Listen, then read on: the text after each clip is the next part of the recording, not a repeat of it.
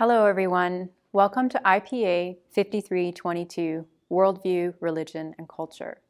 My name is Lauren Michelle Levesque, and I am an assistant professor in the Providence School of Transformative Leadership and Spirituality, and I look forward to working with all of you this term.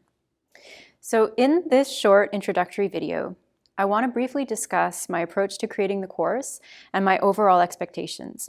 I also want to draw your attention to certain aspects of the course syllabus and talk briefly about the arc of the course as a whole. Finally, I'll give you some tips on how to engage with a course delivered in a hybrid learning model format. Some of you may be familiar with the rhythm of combining online and offline learning, but for those of you who are new to the program, I just wanted to offer a couple of tips. So, in creating this course, my aim was really to present a diversity of perspectives and viewpoints on the topics of worldview, religion, and culture. This diversity recognizes that as scholars and as leaders, we are in continuous dialogue with the context in which we live and work, with our colleagues, our communities, as well as our own values and belief systems. So with this in mind, my expectation is that we create a learning community characterized by openness and dialogue. In other words, the idea is that as learners, we are open to critically reflect not only on the course materials, but also on our own presuppositions and values. So more specifically, I really imagine this course as an invitation for you to critically reflect on your own worldviews, as well as your own understandings of religion and culture, and then how these are woven together to shape different contexts and different communities. So it's important, therefore, that we give ourselves space to stretch our thinking and allow ourselves to gain new insights into these topics and how they intersect with transformative leadership and with spirituality. So with regard to the syllabus, if you've taken one of my classes before, you'll know that I design my syllabi to act as a roadmap for the course as a whole. So this just means that you'll find all of the information I think is necessary for your successful completion of the course. In the syllabus, you'll find detailed descriptions of your assignments, due dates, as well as comprehensive lists of the readings.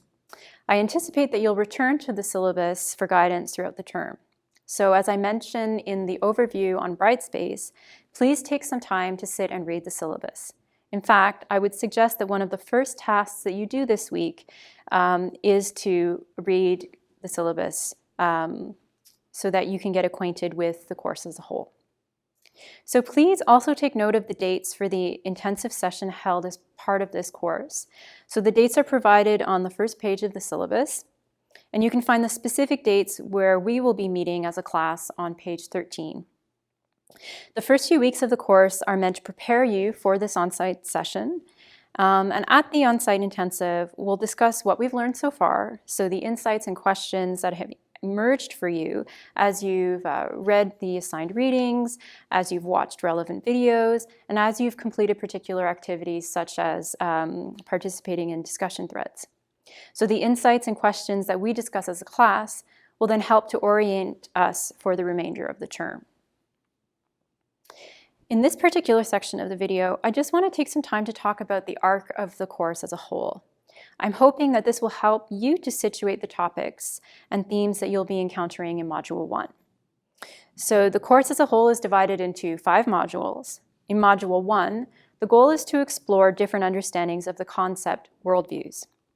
As you will see in the syllabus, each week you'll be responsible for completing a range of activities. So in week 1, you'll be reading a journal article on worldviews from the perspective of leadership studies and watching a TED Talk that gives some of the historical roots of worldview in a Western cultural context. I've also asked you to take some time to reflect on the question, how would you describe your worldview? You don't have to hand in the answer that you have for this question. But the reflection exercise is really to help you make connections between the reading, the TED Talk, and then your own thinking on this concept, worldviews. So combined, these activities will help you to grasp some of the complexities of the topic as an object of study, so something that we engage in as scholars and researchers, and as an idea with implication for the ways that we approach leadership. In weeks 2 and 3, you'll continue to deepen these understandings of worldviews as well as consider how this concept intersects in an initial way with spiritual and religious perspectives. In Module 2, we'll be making connections specifically between worldviews and transformative leadership, and the readings for this module will help us to situate worldviews more concretely in the theory and practice of this emerging field. We'll be looking at Carolyn and Shield's work in particular, and this is a scholar I'm sure that you'll come across in your other courses because she's one of the leading practitioners and theoreticians in the field of transformative leadership and spirituality. So here the key question for you to bear in mind is, what can an understanding of worldviews bring to the study and practice of transformative leadership? In Module 3, we'll have an opportunity to step back and consider how worldviews impact on the roles that we engage in as scholars and researchers. So it's extremely important to bear in mind and to understand that our approaches to research are shaped by our own beliefs, biases, and values. Acknowledging this requires that we cultivate critical self-reflexivity, or the ability to critically reflect on our own assumptions and positions in the world, and how those assumptions and positions then affect others. In other words, as researchers, we can't remove ourselves from the research process. In other words, we are an intrinsic part of the equation. In Module 4, we'll look more closely at the challenges of religious and spiritual diversity. So religion and culture are huge topics, and I've chosen religious and spiritual diversity as one aspect or angle that we'll look at together. You'll be reading about different approaches to and understandings of religion and culture, and explore examples that highlight the complex ways in which these concepts intersect in particular contexts.